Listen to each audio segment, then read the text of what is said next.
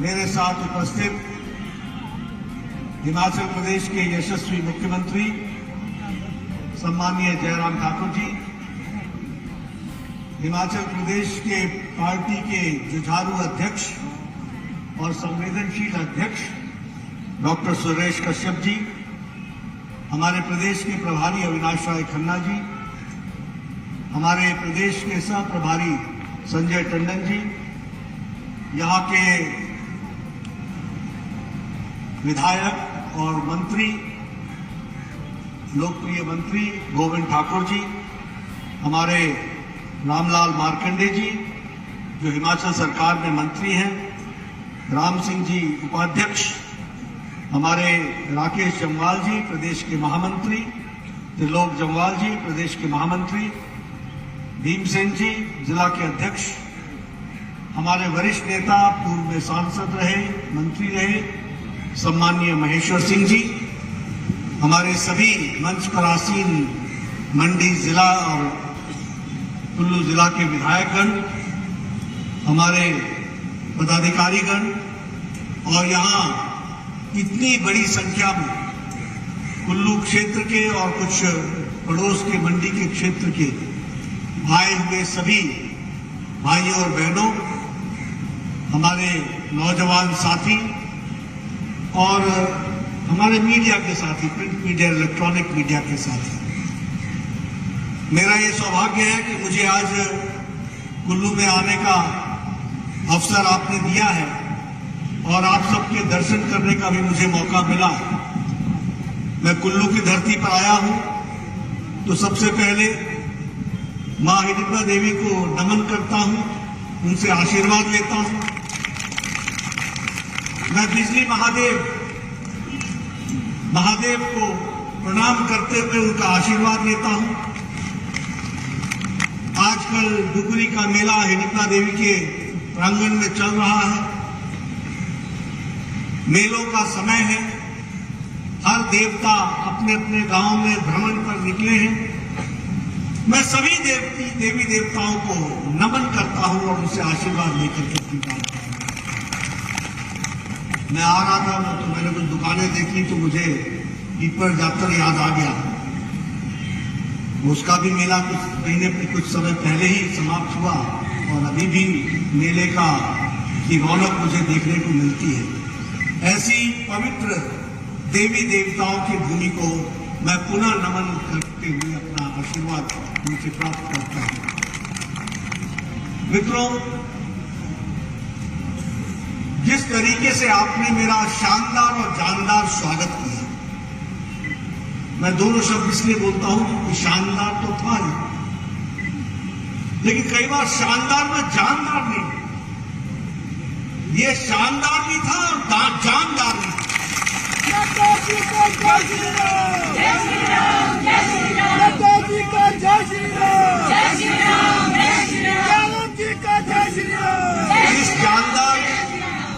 इस जानदार स्वागत के लिए आप सबको मैं तहे दिल से धन्यवाद देता हूं। और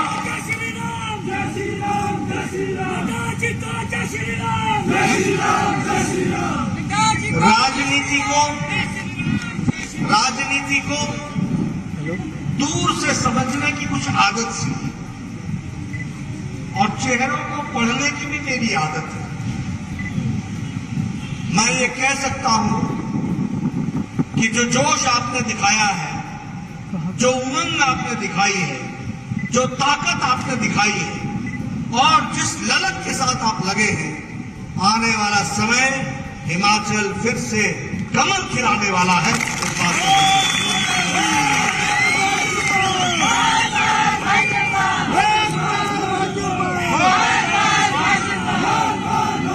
मुझे पूरा विश्वास है कि जयराम जी के नेतृत्व में, मोदी जी के आशीर्वाद से दोबारा हिमाचल प्रदेश की जनता अपना आशीर्वाद देने के लिए आतुर है और हम उनको ये विश्वास दिलाते हैं कि उनके आशीर्वाद को लेकर नई उमंग के साथ फिर से हिमाचल की सेवा में हम जुटेंगे। इस बात को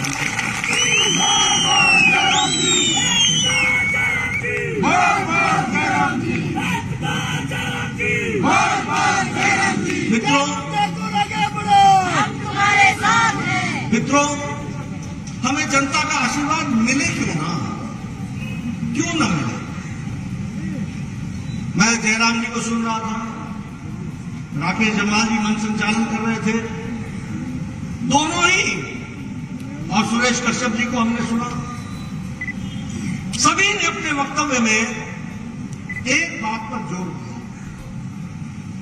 कि हमने हिमाचल की जनता के लिए मोदी जी ने हमने क्या क्या किया है। आप बताइए, कोई कांग्रेस की सरकार 5 साल बाद जनता के बीच में जाके ये हिम्मत रखती है कि वो कहे कि हमने ये किया है? कह सकती है क्या? कह सकती है क्या? कांग्रेस में हिम्मत ही नहीं है कि वो जनता के सामने जाकर छाती ठोक के बोले कि हमने जो कहा था वो किया है। ये हिम्मत है तो सिर्फ भारतीय जनता पार्टी में है।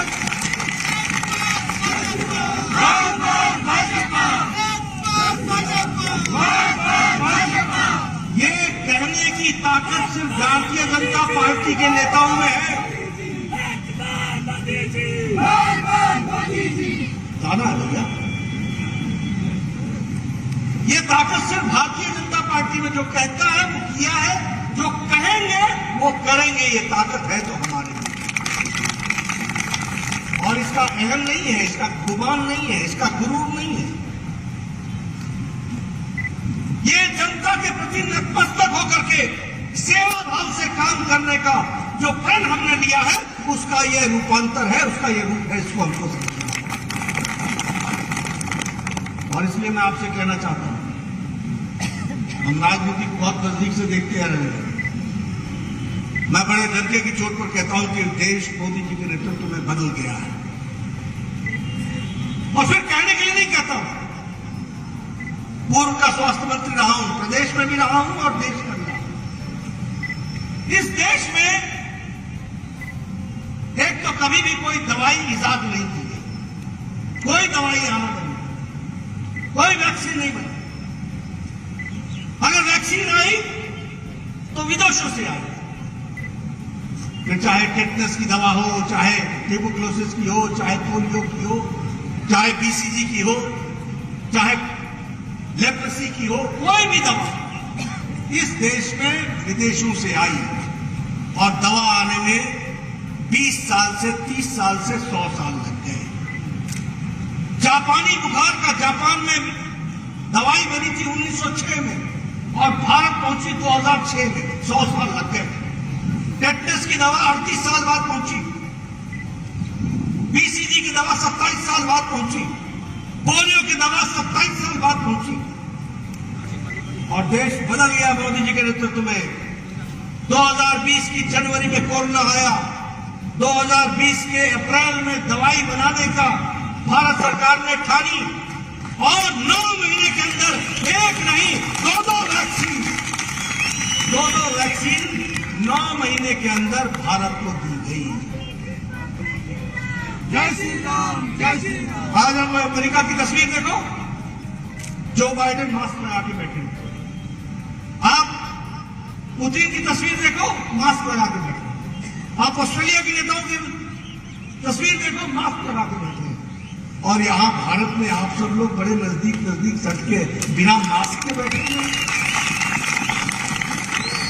ये 190 करोड़ इंजेक्शन, 190 करोड़ डोज, 10 दिनों के अंदर हम 200 करोड़ पार कर जाएंगे, 200 करोड़। दुनिया का सबसे बड़ा वैक्सीनेशन प्रोग्राम और दुनिया का सबसे तेज गति से करने वाला प्रोग्राम है, तो वो हमारा भारत का मोदी जी का वैक्सीनेशन का काम है। जय श्री राम, जय श्री राम, जय श्री राम। बताइए, आपको मोदी जी ने स्वास्थ्य का कवच पहनाया कि नहीं पहनाया? पहनाया कि नहीं पहनाया? और इसके साथ साथ मुफ्त में पहनाया कि नहीं पहनाया? और एक नहीं 2-2 डोज लगवाई कि नहीं लगवाई? और उसके बाद बूस्टर डोज लगाया कि नहीं लगाया? ये बदलता भारत है, ये हमको समझना, ये हमको जानना होगा। आप बताइए, यूक्रेन में झगड़ा होगा, अमेरिका सरकार ने अपने अमेरिकन लोगों को वहां से लाए क्या? ऑस्ट्रेलिया को लोग लेके आए क्या? कनाडा के लोग लेके आए क्या? आप बताइए, कोई यूरोप के देश के व्यक्ति को लेकर के आए क्या? बताइए, लेके आए क्या? और मोदी जी ने पुतिन से बात की कि नहीं की? युद्ध को रुकवाया कि नहीं रुकवाया? ज़ेलेंस्की से बात की कि नहीं की? युद्ध को रुकवाया कि नहीं रुकवाया? अपने बच्चों को वहां से निकाला कि नहीं निकाला? 23,000 बच्चों को 114 फ्लाइट में मुफ्त 1 महीने के अंदर भारत सुरक्षित पहुंचाया। ये बदलता भारत, ये है बदलता भारत। और तो और दूसरे देश के भी सज्जन भारत का तिरंगा लेकर के निकले यूक्रेन की सड़कों पर, और तब जाकर के उन्होंने भी अपनी जान बचाई। ये आज भारत का झंडा है, ये हमारा तिरंगा है, ये हमारी ताकत है। इसलिए जब मैं इन बातों को आपके सामने रखता हूं तो मैं इन बातों को इसलिए रखता हूं क्योंकि देश बदल चुका है। आप बताइए, गांधी जी ने खादी शुरू किया था कि नहीं किया था? किया था। 70 साल कांग्रेस खादी खादी बोलती रही। इस साल 1,15,000 करोड़ रुपए का मोदी जी के आह्वान पर वोकल फॉर लोकल, देश का कपड़ा पहनो, खादी पहनो। आज 1,15,000 करोड़ रुपए का जो बिजनेस है वो खादी ने आजाद भारत में पहली बार इतना बड़ा किया है, उसको भी हथियार। और अब वो फास्टेस्ट मूविंग कंज्यूमर गुड बन गया, सबसे तेज की गति से कंज्यूमर गुड बन गया।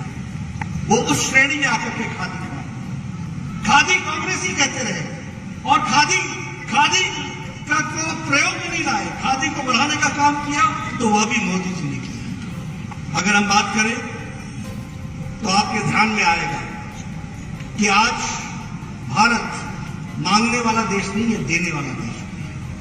आज भारत इंपोर्टर नहीं है, एक्सपोर्टर है। $400 बिलियन का एक्सपोर्ट किया है भारत को, $400 बिलियन। ये कोरोना के बाद आज हमारा ग्रोथ रेट मूडीज के अनुसार 8.4% पर चल रहा है। इतनी बड़ी कोरोना की त्रासदी के बाद भारत फिर से चल पड़ा मोदी जी के नेतृत्व में, और उसका ग्रोथ रेट 8.4%। आपको जानकर के खुशी होगी कि आज भारत में जब हम 400 बिलियन की बात करते हैं, वहीं हम आपको यह भी बताना चाहते हैं कि प्रधानमंत्री गरीब कल्याण अन्न योजना में 80 करोड़ की जनता को 5 किलो गेहूं, 5 किलो चावल, 1 किलो दाल ये देकर, राशन पहुंचाकर अति गरीबी की रेखा को भारत ने 1% से नीचे रखा है। इसको भी हमको ध्यान रखना। और 12% लोग इंटरनेशनल मॉनिटरी फंड के अनुसार, उनके अनुसार 12% लोग गरीबी की रेखा से निकल चुके हैं और वो उसकी रेखा से ऊपर आ गए। ये बदलता भारत है। अब यहां पर मैं एक बात जरूर बताऊंगा और आपसे पूछूंगा कि क्या हमने स्वच्छता अभियान में टॉयलेट्स दिए कि नहीं दिए? क्या हमारी सरकार ने सब गांवों में बिजली पहुंचाई कि नहीं पहुंचाई? हर घरों को बिजली पहुंचाई कि नहीं पहुंचाई? बैंक के खाते खुलवा करके 100% सैचुरेशन किया कि नहीं किया? ये सब करने में क्या कभी किसी से पूछा किसकी जाति क्या है, किसका धर्म क्या है? हमने एक ही बात कही, सबका साथ, सबका विकास, सबका विश्वास और सबका प्रयास। इस मंत्र को लेकर के हम लोग चले और उसको हम आगे बढ़ाने के लिए नए नए कार्यक्रमों को आगे बढ़ाते हुए हम चल रहे हैं। आज हम स्टार्टअप में दुनिया के सबसे बड़े इकोसिस्टम बन गए हैं। 2014 में 500 स्टार्टअप थे, आज 68,000 स्टार्टअप हैं और आज 100 से ज्यादा यूनिकॉर्न्स हैं। यूनिकॉर्न का मतलब होता है अपने बिजनेस को जो शुरू किया है उसका साल का टर्नओवर 100 करोड़ से ऊपर चला गया। यानी 100 ऐसी कंपनियां हैं जो 100 करोड़ से ऊपर का बिजनेस कर रही है। यह है बदलता भारत, जिसको हमको ध्यान रखना चाहिए। अभी जयराम जी चर्चा कर रहे थे, मैंने तो आपको कहा कि आपके शानदार और जानदार अंदाज से मुझे दिसंबर का अंदाज भी करा मुझे चुनाव दिख रहा है। लेकिन मैं आपसे पूछना चाहता हूं, आज से 3 महीने पहले, 4 महीने पहले आपका ही फोन आता था, नड्डा जी कहां हो? मैं कहता था मैं यूपी में हूं। क्या हो रहा है यूपी में? क्या होगा? मैंने कहा सब ठीक होगा। नहीं नहीं, इधर तो बहुत कुछ बता रहे हैं, बहुत गड़बड़ है। क्या होगा उत्तराखंड में? मैंने कहा ठीक होगा। नहीं नहीं, इधर तो गड़बड़ बता रहे हैं। क्या होगा गोवा में? मैं कहता था ठीक होगा। नहीं नहीं, यहाँ तो गड़बड़ बता रहे हैं। मैंने कहा कौन गड़बड़ बता रहे हैं?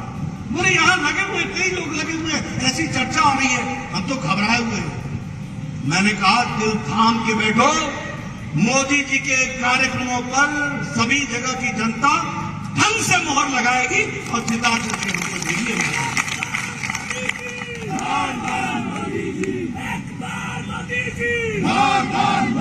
मित्रों, देश बदल गया है। अब देश जातिवाद पर वोट नहीं देता, क्षेत्रवाद पर वोट नहीं देता। अब वो लोग संप्रदायवाद पर वोट नहीं देते हैं, धर्म के नाम पर वोट नहीं देते हैं। अब लोग विकासवाद को लेते हैं और विकासवाद के साथ चलते हैं। मोदी जी ने सबको धक्का दिखाया है, राजनीति की संस्कृति बदल करके रख दी है। आज किसी को भी आना होगा तो विकास की बात करनी पड़ेगी। उन्होंने परिवारवाद, संप्रदायवाद, जातिवाद, इलाकावाद, इस सब को हराते हुए विकासवाद को आगे बढ़ाया और विकासवाद पर लोगों ने वोट लगाया। 37 साल बाद, यानी 37 साल बाद कोई सरकार उत्तर प्रदेश में रिपीट हुई और आजाद भारत में पहली बार मुख्यमंत्री दोबारा वही है। योगी जी पहले मुख्यमंत्री है आजाद भारत में, जो दूसरी बार लगातार मुख्यमंत्री बने, पहली बार।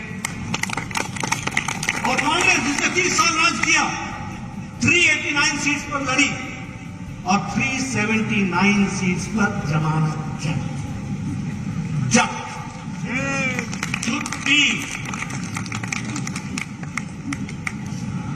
हमसे पत्रकारों ने पूछा आपको क्या कहना है कांग्रेस को? मैंने कहा अच्छा है, भाई बहन की पार्टी है, चले जितना दिन चले, कोई रोक थोड़ी ना सकता। मैंने कहा अच्छी बात है, राजस्थान में रेप हो तो मैं लड़की हूं, मैं लड़ सकती हूं। नहीं, अगर उत्तर प्रदेश में कोई घटना घट जाए तो मैं लड़की हूं, मैं लड़ सकती हूं। अरे ये झूठे वायदे दावे किसको दिखा रहे हो आप? भारत की जनता बड़ी बहुत जानती, बहुत जानकार है। कांग्रेस का सुपड़ा साफ हो गया। आम आदमी पार्टी होता ही है, नया नया पहलवान जोश में होता है।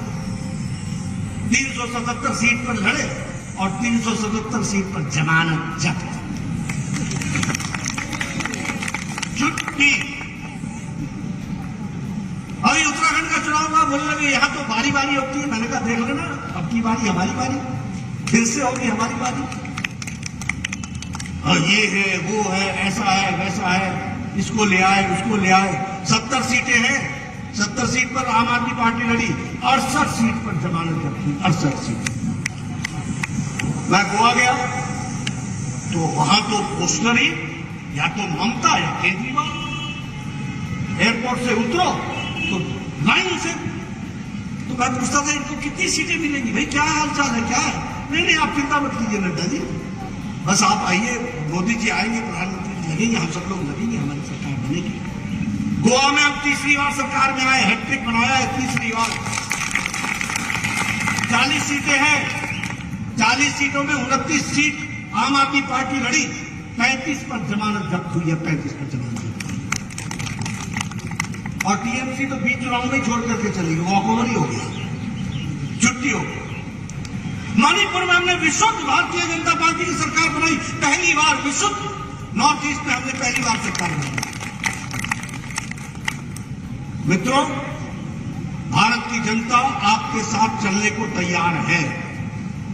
मैं आपसे निवेदन करना चाहता हूं कि आप अपना सामर्थ्य बढ़ाइए, उनका आशीर्वाद लेने की ताकत पैदा करेंगे और हमको फिर से हिमाचल की जनता आशीर्वाद देगी, इस बात का मुझे पूरा भरोसा है। मुझे पूरा भरोसा है। हमने काम किया है, हम काम करके आए हैं।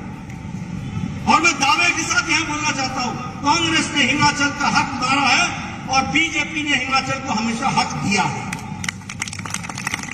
और मैं कहने के लिए नहीं कह रहा हूं, राजीव गांधी प्राइम मिनिस्टर थे और यहां वीरभद्र सिंह चीफ मिनिस्टर थे।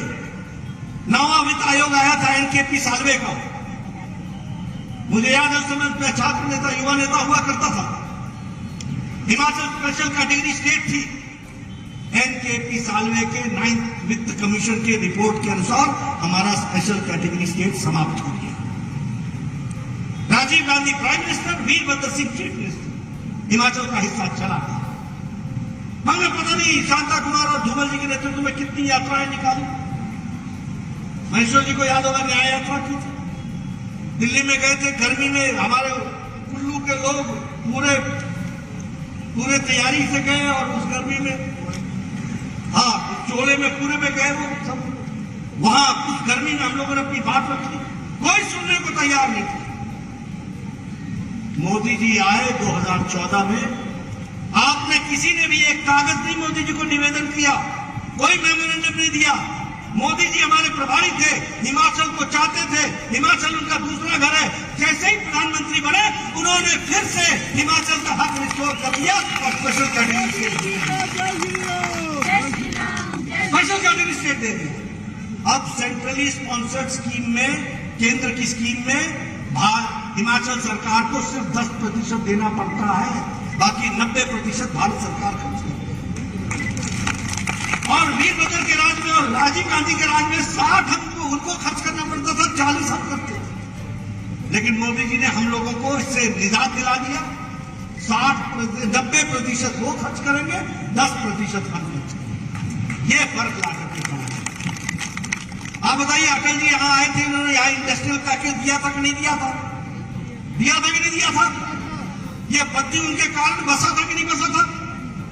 ये डमडाल उनके कारण बसा था कि नहीं बसा था? ये जितने भी इंडस्ट्रियल एरिया बने, डाडा सीपा, ये सब उसी समय बसे थे कि नहीं बसे थे? और जैसे ही मनमोहन सिंह की सरकार आई, इन्होंने वो पैकेज वापस ले लिया। यह है कांग्रेस का इतिहास। और क्या कहा कि नहीं जी हरियाणा में नहीं है, पंजाब में नहीं है ये पैकेज, वहां हमारी कांग्रेस की सरकार है, यहां भी हमारी कांग्रेस की सरकार है। तो हमने कहा उनको भी दे दो पैकेज। तो देने का काम नहीं सीखा है, लेने का काम सीखा है। ये आज अलग बात है कि न हिमाचल में, न हरियाणा में, न पंजाब में कहीं भी कांग्रेस की अब सरकार नहीं है। उनको छुट्टी कर दी गई, गुड बाय कह दिया गया। ये भी हमको ये बदलता हुआ, ये बदलती हुई तस्वीर है। विकास के नए नए आयाम हम लोगों ने खड़े किए। आपको दूर क्यों जाना?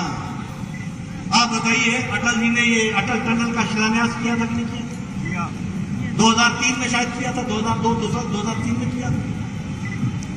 अटल जी ने शिलान्यास किया, बाद में हमारी सरकार चली गई, कोई काम नहीं हुआ उस पर।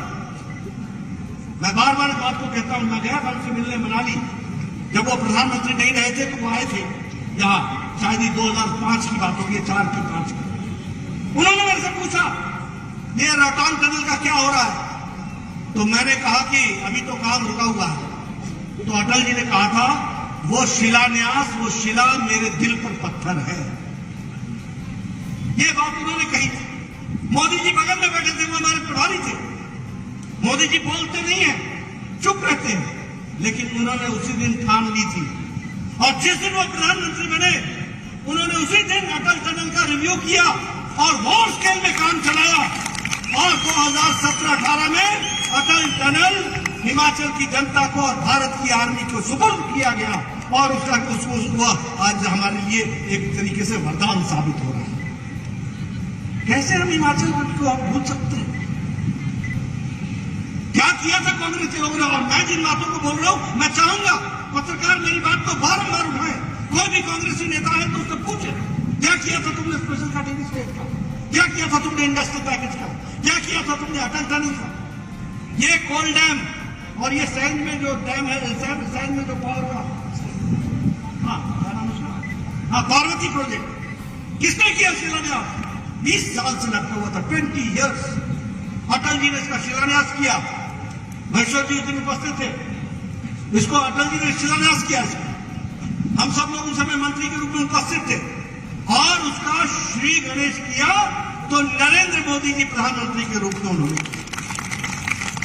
अभी पीछे दिसंबर में आए थे 2021 के 11,000 करोड़ रुपए का प्रोजेक्ट का उन्होंने शिलान्यास किया, सारे डैम्स का उन्होंने शिलान्यास किया। इसलिए अगर मैं हिमाचल की बात करूं, लूरी हाइड्रो प्रोजेक्ट, धौला सिद्धि प्रोजेक्ट, सावड़ा प्रोजेक्ट, ये सारे प्रोजेक्ट हैं जिस पर काम तीव्र गति से चल रहा है, उसको आगे बढ़ाने का काम किया। Indian institute of management Sirmaur, ये भी लगभग 392 करोड़ की लागत से बन रहा है। ये हिमाचल को देन है। हिमाचल कभी सोच सकता था कि Indian institute of management Himachal में खुलेगा, सिरमौर में? कभी सोचा था?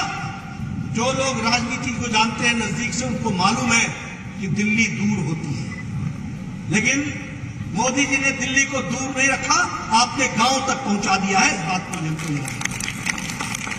All India institute of medical sciences, अरे हमने अपने होश में तो एक ही मेडिकल साइंसेस सुना था, दिल्ली का।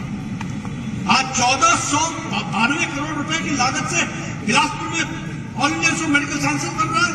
4 मेडिकल कॉलेज बन गए। ये कुल्लू में भी ट्रॉमा सेंटर किसने दिया? हमारी सरकार ने। हर दृष्टि से विकास की बात। ये नेशनल हाईवे का काम कब चला? हमारी सरकार। कौन इन बातों को आगे बढ़ा रहा है? हमारी सरकार। आयुष्मान भारत की इन्होंने बात की। दुनिया में 5 लाख रुपए का सालाना हेल्थ का कवर देना, और किसको देना? गांव वाले, रेडी वाले, रिक्शा वाले, ठेला वाले, जो गरीब लोग हैं, उनको लिए दिया गया आयुष्मान भारत का ही काम। और जयराम भी पीछे नहीं रहे, इन्होंने हिमाचल हिम केयर चला दिया। जो बचा उसको उन्होंने जोड़ लिया। हिमाचल 100% हेल्थ कवर 5 लाख रुपए का हो। ये आपको गंभीर बीमारियों से लड़ने का कवच है, कवच। इस कवच को खड़ा किया। आप बताइए, उज्ज्वला योजना ने परिवर्तन किया कि नहीं किया आपके जीवन में? उज्ज्वला जी ने, उज्ज्वला के कारण गैस का कनेक्शन मिला कि नहीं मिला? मिला कि नहीं मिला? मैं पीछे से पूछना चाहता हूं, मिला कि नहीं मिला? मैं तो हिमाचल का रहने वाला हूं। मुझे याद है, हमारी बहनें 4 बजे सुबह उठती थी। मैं बार बार सुनाता हूं, जंगल में जाती थी, ठक ठक ठक आवाज सुनती थी, पेड़ काटे जाते थे, पड़ोसी उठता था, झगड़ा करता था, ओए मेरा पेड़ तो नहीं काट दिया कोई। फिर वो बोलती थी, नहीं जी ये तो मेरे जमीन में। झगड़े होते थे, पेड़ से गिरना होता था, तब जाकर के कहीं लकड़ी काट करके चूल्हा जलाती थी। आजकल हमारी बहनें घर में लाइटर टक से मारती हैं और तुरंत चाय बना करके पिला देती हैं। ये महिला सशक्तिकरण। आज कोई भी गांव नहीं बचा जहां शौचालय घर घर नहीं है। ये अंतर आकर के खड़ा है। और जयराम जी ने जो बच्चे लोग थे, उनको गृहिणी सुविधा के अंदर उनको भी आपने गैस के चूल्हे और कनेक्शन दे दिया। 100% शौचालय पहुंचा दिए। ये शौचालय सिर्फ शौचालय नहीं है बहनों, ये मातृशक्ति का एम्पावरमेंट है, सशक्तिकरण है। इसको हमको समझना है। आप बताइए, इस 21वीं शताब्दी में हमारी बहनें ओपन में अपने खुले में अपने दैनिक नित्यक्रम के लिए जाया करती थी। ये कौन सी उनको हमने आजादी दी थी? आजाद किया तो नरेंद्र मोदी जी ने किया, और 1-2 को नहीं किया, 11 करोड़ बहनों को किया। 11 करोड़। ये अंतर हम लोगों ने देखा। अभी स्मार्ट सिटी बन रही है, धर्मशाला बन रहा है, और हमारा शिमला बन रहा है। 500 करोड़ रुपए खर्च होने हैं। 500 करोड़ रुपए में हमारे को 50%, वहां 50% देना था। मोदी जी ने कहा नहीं, हिमाचल है, छोड़ दो, इनको से सिर्फ 50 करोड़ मिल जाए तो वो भी बहुत है, बाकी सारा 450 करोड़ हम लगाएंगे। ये अंतर है। इस विकास को हमको समझना पड़ेगा। और जयराम जी ने जो यहाँ योजनाएं चलाई हैं, महिलाओं के लिए, SC वर्ग के लिए, दलित भाइयों के लिए, हमारे युवाओं के लिए, हमारे ST भाइयों के लिए, जो शेड्यूल ट्राइब्स हैं उनके लिए, ये जितनी भी योजनाएं उन्होंने चलाई हैं, ये सारी योजनाएं महिलाओं को, युवाओं को, दलितों को, हमारे आदिवासी भाइयों को, इनको सशक्तिकरण देती है, इनको ताकत देती है। मित्रों, मैं एक ही बात कहना चाहता हूं कि हम विकासवाद को लेकर के चलने वाले थे। आज सड़कों का चाल बिगड़ा। 6,000 से ज्यादा 5 साल में जयराम जी ने ग्रामीण सड़कें बनाई है। 6,000 किलोमीटर से ज्यादा जयराम जी। आप समझिए कितने गांव जोड़े गए होंगे। जिस तरीके से, और जहां सड़क नहीं बनी है वहां इसलिए नहीं बनती है क्योंकि लोगों ने जमीन देने से इनकार किया। अगर कोई भी जमीन देगा सड़क दूसरे दिन बनेगी, ये विश्वास मैं आपको देता हूं कि हमारा विकास करना। इसलिए मित्रों, मैं आपका ज्यादा समय नहीं लूंगा, लेकिन हाँ, मैं इतना आपसे जरूर आशा करता हूं कि आप जाएं गांव-गांव में, लोगों को इस बात को प्रेरित करें और बताएं कि हमारा हिमाचल आज बदला हुआ हिमाचल है, विकास की ओर चल पड़ा है, विकसित होकर के चल पड़ा है, विकसित होकर के चल पड़ा है और तीव्र गति से इसको हमको आगे बढ़ाना है। हम इसमें अपना योगदान कैसे कर सकते हैं? इसीलिए मैं सिर्फ अंत में आपको एक निवेदन करने आया हूं।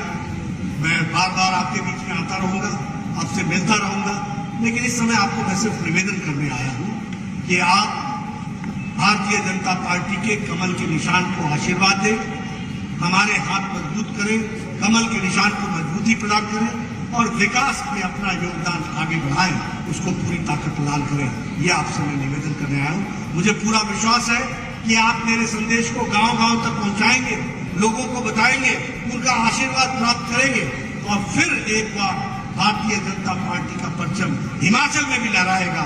यही आशा के साथ बहुत बहुत धन्यवाद। जय भारत, जय हिंद।